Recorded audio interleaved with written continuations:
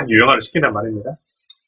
근데 우리가 그거를 읽는 동안에는 굉장히 설득력이 있어가지고 뭔가 답을 얻은 것 같다는 느낌이 있어요. 분명히. 하지만 내 현실로 딱 돌아오면 우리는 또다시 막막해집니다. 왜 막막해질까? 책이나 그래서 유형화시켜놨던 현실이 내 삶에 그대로 드러날, 나타날 확률이 높기 때문에. 자, 만약에 성격 유형 검사, 예를 들어서 애니어그램이나 뭐 MBTI를 가지고 사람을 유형화를 시켜놔서 유형화된 사람에 따른 1대1 솔루션들을 적어놨다고 합시다. 책에서요. 그러면 뭐 A, B, C, D, E 뭐 이런 유형이 있다라고 해요. 그러면 A라는 유형의 사람에 100% 맞아떨어지는 사람이 내 현실 속에 있는지 한번 생각을 해보시는 거죠. 없을 겁니다. 한 가지 유형의 특징을 100% 가지고 있는 사람이 있는 게 아니라 A라는 특징도 가지고 있고 B라는 특징도 가지고 있고 C라는 특징도 동시에 가지고 있는 사람들. 하지만 A가 조금 더 두드러지는 사람들만 내 현실 속에는 까르까르 차있다. 그러면 책은 이렇게 접근을 하죠. A는 이렇게 해라. B는 이렇게 해라. C는 이렇게 해라고 접근을 하는데 A, B, C 특징을 골고루 가지고 있으면 어떻게 해야 되죠? 라는 부분에 대한 답은 제공해주지 않는다. 그러니까 내 현실을 접목시키려고 하면 나는 항상 막막함을 느낄 수밖에 없는 거죠. 그러니까 이겁니다. 수학책을 딱 샀어요. 수학책을 샀는데 수학책이 뭐 원리와 공식이 적혀 있는 게 아니라 문제, 답, 문제, 답, 문제, 답만 한 5만 개 적혀 있어요.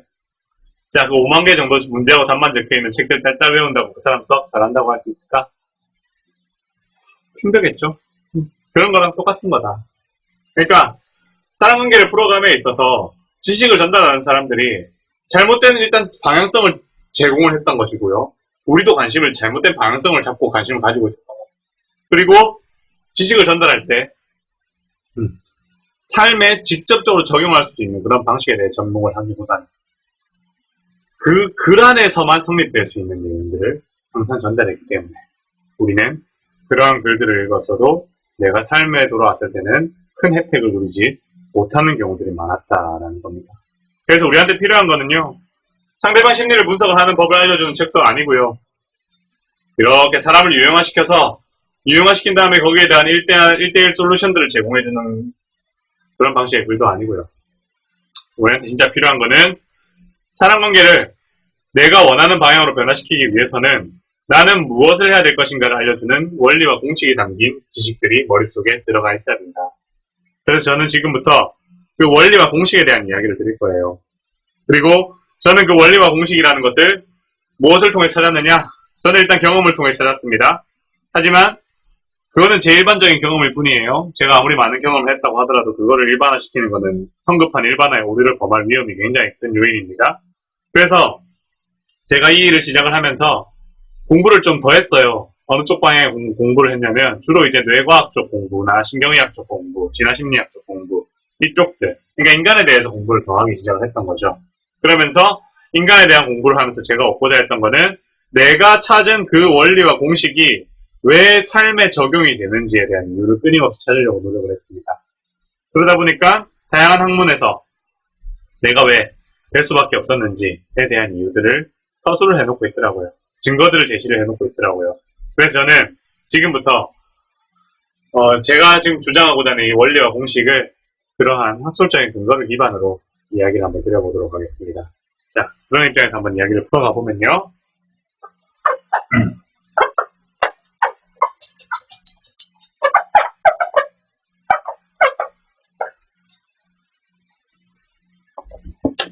사람관계를 풀어갈 때 내가 제일 먼저 인식을 딱 확고하게 잡고 있어야 되는 부분이 어떤 부분이냐면요. 사람관계는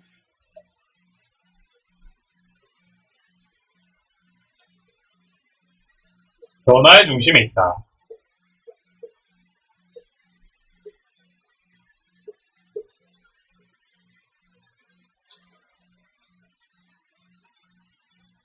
이 말을 머릿속에 넣어야 됩니다. 이런 인식을 정확하게 가지고 있어야 돼요. 사람관계는 결정된 게 아니에요. 한쪽 방향은 딱 결정돼서 굳어있는 것도 아니고요. 끊임없는 상호작용에 의해서 끊임없이 변해가는 겁니다. 즉, 지금은 변화된 상태에 있는 게 아니라 변화의 중심에 있다는 거죠. 근데 우리는 이러한 인식들을 머릿속에 가지고 있는 경우들도 있지만 되게 편협한 방식으로 가지고 있거나 아니면 이러한 인식들 자체를 부정하는 경향들이 있습니다. 사람관계는 뭔가 결정되었다고 생각을 하는 거죠. 혹은 변할 수는 있지만 한쪽 방향으로만 변하지 한쪽 방향으로 변하기 힘들다라고 인식을 가지고 있는 경우들이 있습니다. 어떤 경우를 예를 들어보면 우리가 사랑이라는 걸 예를 한번 들어보죠. 사랑이 계속해서 지속될 수 있나? 계속해서 발전될 수 있는가? 사랑이 그러니까 사랑하다가 싫어질 수 있는가? 라는 부분에 대해서 생각을 해보면 사랑하다가 얼마든 싫어질 수 있다라는 생각을 다들 하고 있습니다. 관계는 변한다는 걸 인정을 하는 거죠. 사랑하니까 거기에 딱 굳어있는 게 아니라는 걸 인정을 하는 거예요. 근데 그 반대의 상황을 한번 생각을 해보시죠. 싫어하다가 다시 사랑할 수 있을까? 이 부분에 대해서는 회의적인 시각을 가지고 있는 사람들이 굉장히 많습니다. 여기서도 있을 거예요. 싫어하다가 사랑하기는 힘들다, 누군가를. 근데 여러분들이든 그 누군가들이든 좋아하다가 싫어질 수는 있지만 싫어하다가 좋아질 수는 없다라고 믿는 것에 대한 근거는 무엇일까?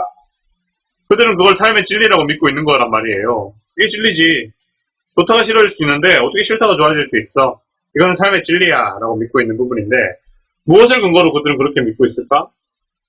과학적이고 합리적인 근거가 있을까? 없을 겁니다. 그들이 근거하고 있는 부분은 어떤 부분이냐? 내가 경험해봤어. 내가 싫어하는 사람이 있었는데 좋아지려고 아무래도 해봐도 안 좋아지더라.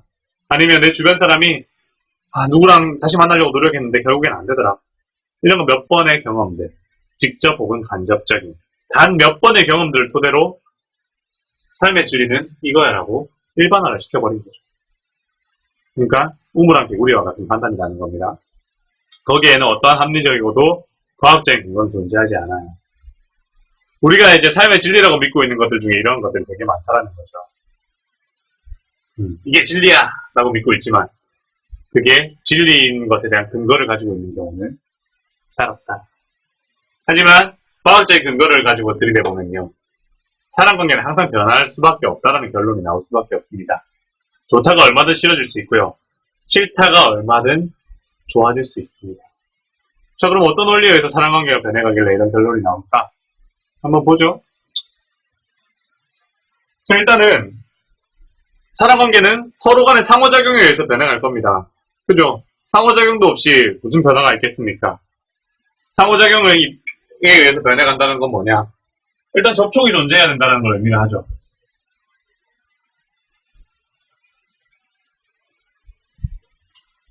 접촉, 직접이든 간접이든 어쨌든 그 사람을 뭐 보든 듣든 해야지 뭐 좋아하든 싫어하든 할 거 아닙니까? 보지도 듣지도 못한 사람을 내가 좋아하거나 싫어하긴 힘들겠죠? 자, 접촉. 이게 가장 먼저 존재해요. 그 다음에 접촉 다음에는 뭐가 필요할까? 접촉과 함께 바로 같이 발생하는 게 뭐냐면 경험. 접촉하는 순간부터 경험이 발생하죠. 접촉한 경험이 발생하지 않습니다. 그리고 이 경험이 각자에게 기억으로 저장이 됩니다. 각자. 자, 그리고요. 처음에는 이렇게 접촉과 경험과 기억이 저장이 되고 나면 두 번째 만날 때는 또 접촉과 경험과 기억 과정이 반복이 됐다. 그러니까 예를 들면 처음 저 사람 어떤 사람을 봤어요. 안녕하세요 이렇게 인사를 했습니다. 인사를 하고 나서 저 사람과 즐거운 인사를 나눴어 라는 이제 기억이 남고 나면 두 번째 만날 때도 또 안녕하세요 반가워요 이렇게 이야기를 하면서 저 사람과는 또 즐거운 기억이 남았어 이렇게 인식을 할까? 아니면 두 번째부터는 저 사람과 저번에 즐거운 기억이 있었었지 즐겁게 인사를 나눈 적이 있었었지 이번에도 좀 즐겁게 해야겠다 이런 식으로 먼저 그 사람에 대한 인상이 형성돼서 판단이 일어날까? 당연히 후자겠지. 기억을 근거로 인상이라는 게 결정이 돼요. 그러니까 첫 번째 접촉 경험 기억을 한번 형성을 하고 나면 그 다음에는 이 기억을 토대로 인상이 형성이 된다는 겁니다. 그래서 그 인상을 토대로 상대방을 평가하고 판단하고 분석하기 시작을 하는 거죠. 그 다음에 이 인상에 따라서 반사적으로 올라오는 생각이나 감정들이 결정된다.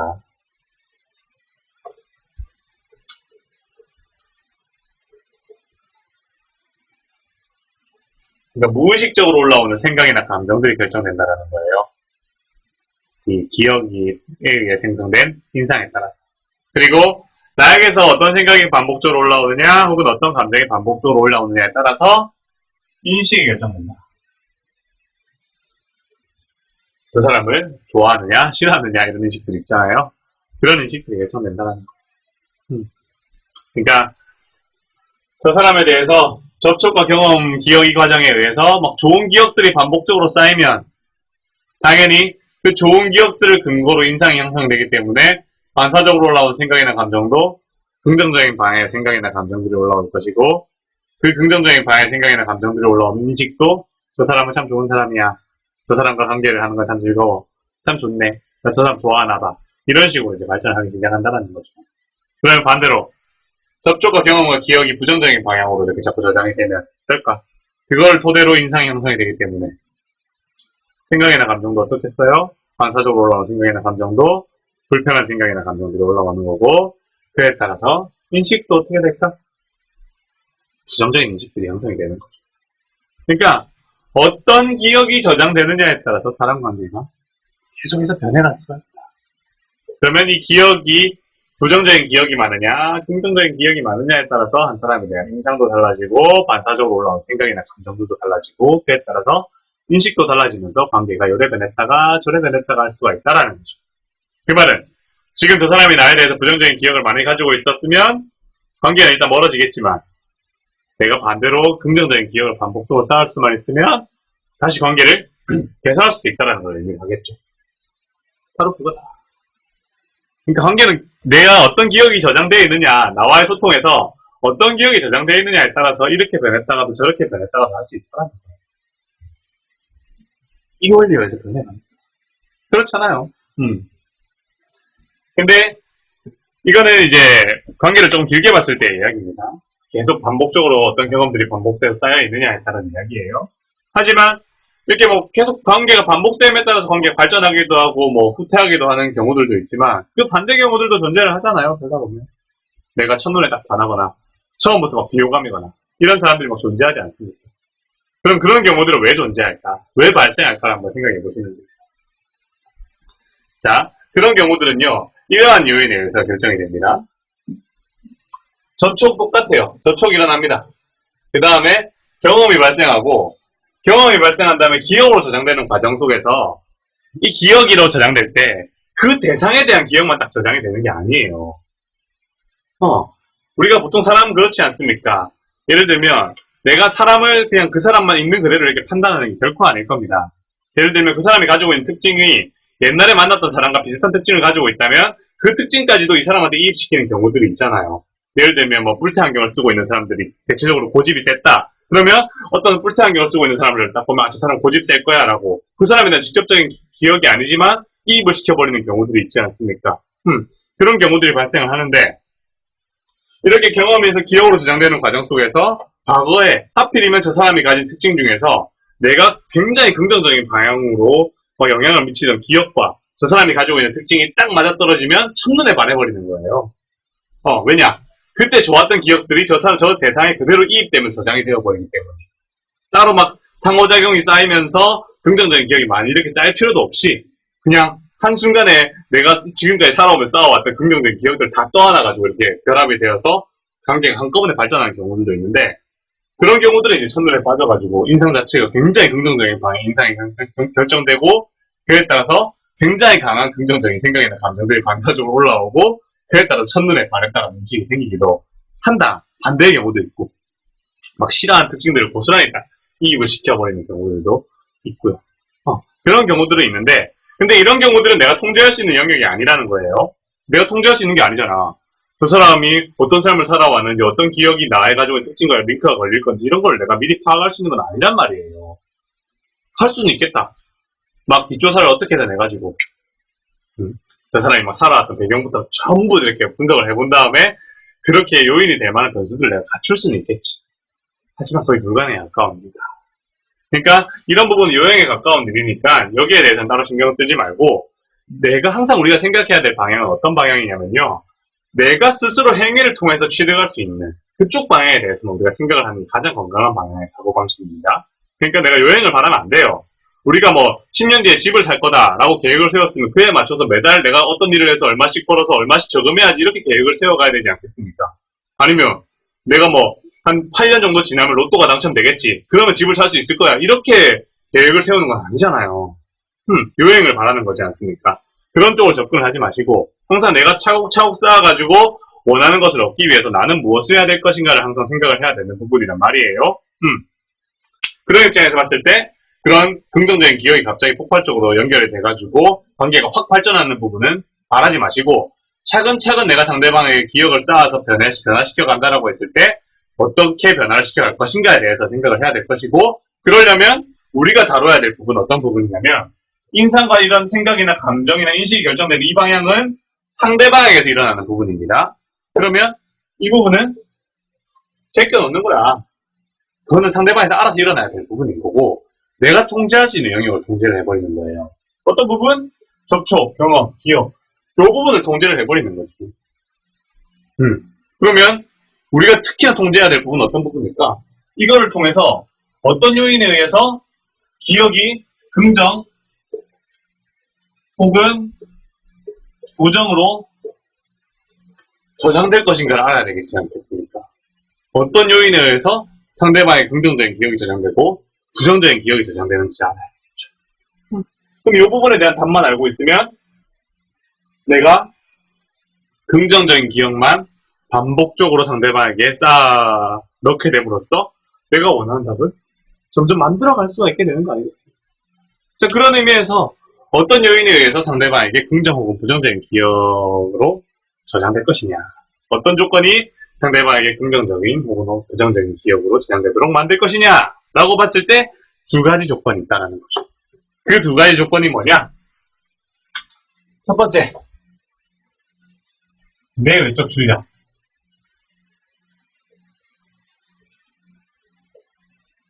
아이고, 헷갈리겠다.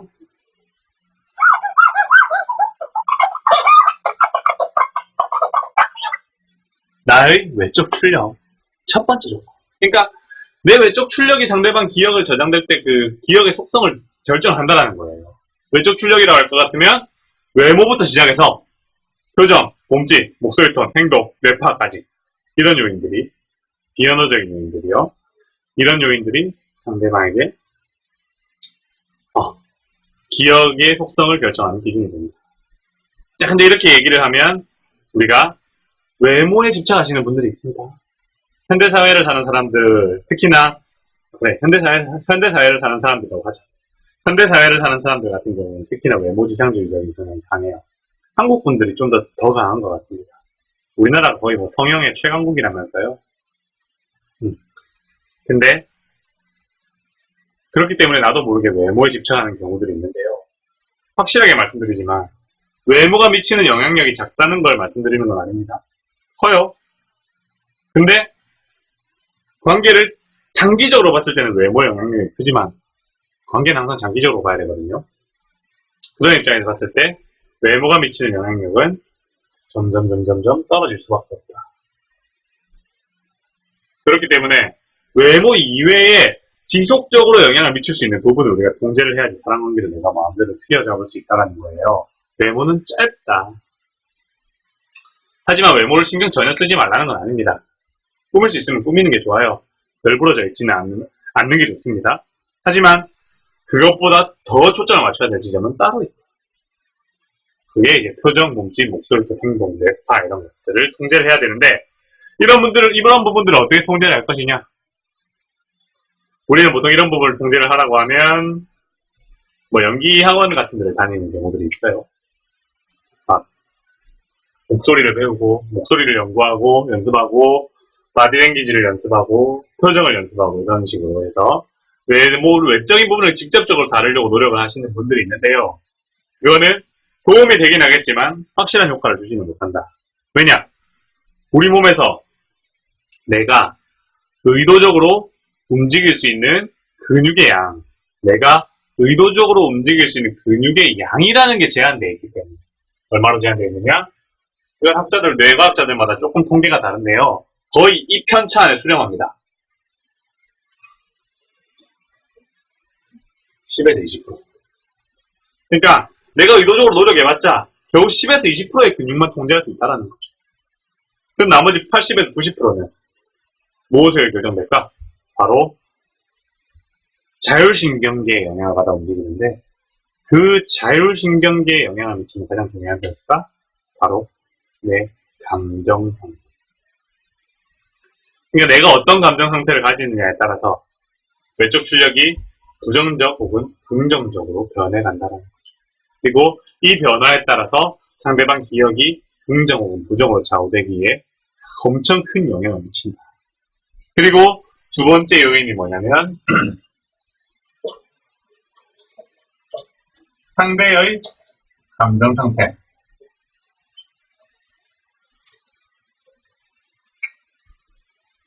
상대방이 나랑 소통하는 동안 느끼는 감정 상태가 굉장히 중요한 영향을 미친다는 거예요. 그러니까 상대방이 나랑 소통하는 동안 긍정적인 방향의 감정을 느끼면 긍정적인 기억으로 대장될 확률이 높아지는 거고 부정적인 방향의 감정을 느끼면 부정적인 기억으로 대장될 확률이 높아지는 거예요. 근데 이건 어떻게 조절할까요? 이건 상대방 거잖아요. 하지만 이것도 조절이 가능하다. 어디서 힌트를 찾았냐면요. 제가 특히 뇌과학 쪽 공부를 이렇게 하다 보니까 재밌는 논문이 있더라고요. 데니얼 시글이라는 사람이 쓴 논문인데요. 그 논문에 의하면 사람의 감정은 서로 공명한다라는 부분이 증명이 되어 있습니다. 사람의 감정은 서로 공명한다. 이 공명한다가 무슨 의미일까? 내 감정 상태와 상대방 감정 상태가 같이 울려서 같은 상태가 된다는 걸 의미하거든요. 이게 어떤 원리에서 그렇게 될까를 분석을 해보니까 이런 결론이 나옵니다. 내가 특정 감정을 가지게 되면 그게 표정, 몸짓, 목소리, 행동, 뇌파 등으로 발산이 되고요. 이 발산된 감정이 상대방에게 무의식적으로 영향을 미쳐가지고 상대방이 일시적으로 나와 동일한 감정을 느끼게 만든다고 합니다. 근데 상대방은 왜 나랑 동일한 이 외적인 출력에 영향을 받아가지고 동일한 감정을 느낄까? 이거는 약간 진화론적으로 접근을 해보면 쉽게 답을 찾을 수가 있는데요. 진화론적인 입장에서 봤을 때 진화는 사람이 생존을 좀 더 유리하게 만드는 방향으로 이루어진단 말이에요. 자, 그런 입장에서 봤을 때 상대방의 감정을 내가 정확하게 알고 있는 게 생존 확률이 높을까? 아니면 모르는 게 생존 확률이 높을까 생각을 해봅니다. 그러면 상대방 감정 상태를 아는 게 생존 확률이 훨씬 높다는 결론이 금방 나옵니다. 왜냐? 상대방이 나에게 적의를 가지고 있을 수도 있고 호의를 가지고 있을 수도 있잖아요. 근데 상대방이 나에게 적의를 가지고 있는지 호의를 가지고 있는지를 알면 생존 확률이 높아질 수밖에 없겠죠. 왜?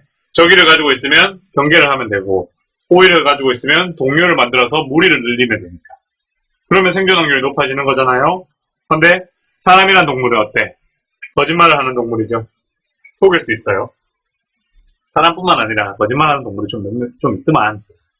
근데 거짓말을 할 수 있는 동물인데 이 사람이 겉으로 눕고 있어. 아는 척하고 이제 뒤통수를 칠 수가 있지 않습니까? 그러면 이 사람의 속마음 저기를 내가 미리 캐치를 해야지 대비를 할 수 있지 않겠습니까? 그러다 보니까 이거를 굉장히 잘하는 사람들이 잘 살아남는 거예요. 그 사람들이 잘 살아남다 보니까 이게 하나의 능력치로 정착을 하게 되는 거죠. 근데 능력치로 정착을 할 때 어떤 방향으로 정착을 했을까? 이렇게 정착을 하는 거죠. 상대방의 특정 감정을 느끼면 나도 모르게 상대방과 동일한 감정을 느낌으로써 알아서 적의를 가지고 있으면 나도 적의를 가짐으로써 경계를 하고 호의를 가지고 있으면 나도 알아서 호의를 가짐으로써 동료를 맺는 방식. 전복이 되는 겁니다. 그러다 보니까 내가 특정 감정을 가지게 되면 표정, 몸짓, 목소리, 톤, 뇌파 등으로 발산이 되고 상대방은 그에 의해서 무의식적으로 영향을 받아가지고 자기도 모르는 사이에 나와 일시적으로 동일한 감정을 가지게 된다. 그러면 내가 만약에 불편한 감정을 가지고 있어. 하지만 겉으로는 티를 안 내요. 우리는 예의가 바른 사람들이니까 겉으로 티를 안 내고 막 웃습니다. 그런데 예민한 사람들은 바로 아는 거지. 왠지 불편하니까. 야, 너 혹시 뭐 안 좋은 일 있어? 이렇게 물어보는 사람들은 굉장히 예민한 사람들. 하지만 둔감한 사람들은 모를까? 머리로는 몰라요. 무슨 문제인지. 하지만 왠지 저 사람과 같이 있으면 불편한 거죠. 불편한 감정들이 올라오는 거죠. 그래서 내가 겉으로는 웃고 있지만 내 외적 출력도 8, 90%는 부정적인 방향으로 발산되고 상대방도 나랑 소통하는 동안 일시적으로 부정적인 감정을 느낌으로써 부정적인 기억이 저장이 되는 거예요. 이 부정적인 기억을 토대로 인상이 형성이 된다 생각해보세요. 당연히 관계는 저 사람이 나를 바라보는 인식은 점점 부정적인 방향으로 흘러갈 것이고 그럼 당연히 관계도 부정적인 방향으로 흘러갈 수가. 권태기 커플이 이별하는 이유가 바로 여기 있습니다. 아무 이유 없이 이별하지 않아요. 권태기라는 게 뭐 병처럼, 질병처럼 갑자기 딱 들러나가지고 두 사람의 관계를 막 갉아먹는 그런 게 아니라 사람이라는 동물이 자극에 굉장히 민감하게 반응하는 동물이지만 자극에 굉장히 쉽게 익숙해지는 동물이란 말이에요. 그러면 상대방은 변한 게 없는데 이상하게 내가 상대방을 바라보는 눈이 변해버려요. 그래서 상대방이 옛날 일 나랑 똑같이 해주는 것 같은데 뭔가 성에 안 차는 거죠. 그러면 자존감이 높은 사람들도 있고 낮은 사람들이 있어요. 근데 자존감이 낮은 사람들의 가장 큰 특징은 상대방으로부터 언제든 버림받을 수 있다는 생각을 하는 사람들이거든요. 그런 사람들은 상대방의 행위를 통해서 사랑을 확인하려고 들어요. 근데 상대방 행위는 똑같은데 내가 바라보는 눈이 바뀌면 어때? 상대방의 마음이 변했구나. 권태기구나. 라고 느끼는 거죠. 그러면 권태기구나 라고 느끼면 어떻게 될까? 불안하게 시작합니다. 서운해하게 시작하죠. 불안함과 서운함이 작용을 하면 내 안에서만 작용을 할까요? 발산되는 겁니다. 발산이 되면 어떻게 될까? 상대방의 감정에 영향을 미치고 상대방의 기억에 영향을 미치는 거예요. 그러면서 상대방에게 반복적인 부정적인 기억을 쌓아가서 권태기를 현실화시켜버리는 거죠. 어떻게? 이별로. 나는 권태기를 머릿속으로 느끼고 있었던 거야. 실제로 있었던 게 아니라 내 머릿속으로 권태기라고 인식하는 순간부터 나에게서 부정적인 감정들이 마구마구 쏟아오르면서 상대방의 기억을 영향을 미치는 두 가지 요소를 부정적인 방향으로 작용을 시켜버려가지고 점점 이별로 만들어가 버리는 게 돼버리는 거다. 이건 제가 실제 상담 사례를 계속 이제 경험을 하면서 그렇구나 라는 것들을 알게 되었는데요. 대표적인 상담 사례를 말씀드리면 어떤 여성분이었어요. 재회는 결국 하셨는데 그분이 이제 찾아오셔가지고 제가 너무 저자세로 연애를 한 건가요? 내가 너무 많이 퍼져서 헤어진 것 같아요 라고 이야기를 하더라고요. 근데 제가 언제부터 불안감을 느꼈습니까? 권태기라고 느꼈어요? 라고 물어보니까 그분이 한 3, 4개월 된 것 같아요. 그러면 그 사람 남자분이 권태기를 느꼈던 건 아닌 것 같고요. 당신이 권태기라고 생각한 시점부터 불안감을 느껴서 그 불안감이 이별을 만든 것 같다 라고 이야기를 드렸습니다. 근데 그분은 처음에는 그걸 잘 안 믿더라고. 처음에는 믿었어. 믿는 것 같더라고. 믿는 척을 한 거지. 근데 이제 딱 다시 만나고 나니까 상대방한테 물어보더라고요. 아직 의심의 고리가 남아있는데 우리 왜 헤어졌는지 이유는 좀 알면 안 될까? 내가 그거 알면 조심해서 다음에 다시 안 헤어질 수 있도록 노력할 수 있을 것 같은데 그런 식으로 상대방한테 물어보니까 상대방 자기가 물어본 거죠. 혹시 내가 너무 너만 챙긴다고 나를 안 돌보고 나에 대해서 투자를 안 하는 그런 모습에 실망을 한 거니? 이렇게 물어보니까 상대방 네가 나한테 잘해주는 모습에 내가 왜 실망을 하겠느냐. 내가 마지막까지 너와 이별을 하고 싶지 않았던 이유는 네가 나한테 끝까지 잘해줬던 그 모습 때문이었다. 하지만 어느 순간부터 네가 나를 더 이상 사랑하지 않는다는 생각이 들더라. 너가 나를 어느 순간부터 신뢰하지 않는다는 생각이 들고 나를 밀어내려고 한다는 생각이 들더라. 내가 끊임없이 너한테 마음이 변하지 않았다고 이야기를 하지 않았다. 근데 너는 마치 나에게 헤어짐을 구하듯이 끊임없이 나보고 마음이 변했다 그러고 나를 밀어내려고 그랬잖아. 그래서 나는 결국에는 너한테 정말 나를 사랑하는지 확인하고 싶어서 이별을 구한 거다 라고 이야기를 하더라고. 그러니까 권태기가 있었던 게 아니라는 거예요. 내가 권태기라고 인식한 시점부터 관계가 이별을 만들어 가버린 거라. 그런 식으로 사랑관계는 변해간다. 그러니까 존 고트먼이라는 사람이 있습니다. 미국의 사람 관계를 연구하는 사람인데요. 그 존 고트먼이라는 사람이 연구를 할 때도 딱 어떤 연구를 해도 이런 결론이 나오잖아요. 뭐 5대1의 법칙이라고 하나요? 긍정적인 감정, 부정적인 감정 하나가 부정적인 기억 하나를 희석시키기 위해서는 5배의 긍정적인 상호작용을 하게 되면 희석이 가능하다라는 이야기가 나오거든요. 실험 결과로서 나와요. 근데 그 말을 이 입장에서 생각해보면 설명이 바로 가능하지 않습니까? 결국에는 사람은 소통에 의해서 결정된, 접촉에 의해서 결정된 기억을 토대로 인상이 결정되고 그 인상을 토대로 관계는 변해가는 거죠. 어쨌든 기억만 내가 원하는 방향 쪽으로 반복적으로 저장할 수 있는 힘만 있으면 관계는 얼마든지 변화시키는 게 가능하다. 근데 존 거트만의 법칙을 너무 신경 쓰지 말아야 될 게 무조건 5대1 비율이 아니에요. 이 5대1 비율이라는 거는 실험해보니까 그렇다는 거지. 이거는 기술이나 전혀 지식이 없는 입장에서 접근했을 때 5대1의 비율이지 저는 등가교환이라고 생각을 해요. 1대1. 그래서 어쨌든 부정적인 기억, 내가 상대방한테 쌓았던 부정적인 기억보다 1.5대1이라고 하자. 적어도 1.5배 정도만 긍정적인 방향으로 더 노력을 할 수만 있으면 얼마든지 원수도 나를 좋아하게 만들 수가 있다. 그러려면 기술이 필요하겠죠. 어떤 기술이 필요할까? 이건 이론이란 말이에요. 이론을 현실화시키기 위해서는 자, 상대방이 부정적인 감정을 가지고 있기 때문에 관계가 틀어지는 거지 않습니까? 그러면 그 관계를 뒤엎기 위해서는 상대방이 부정적인 감정을 가지고 있다고 하더라도 나는 긍정적인 감정을 가져야 되겠죠.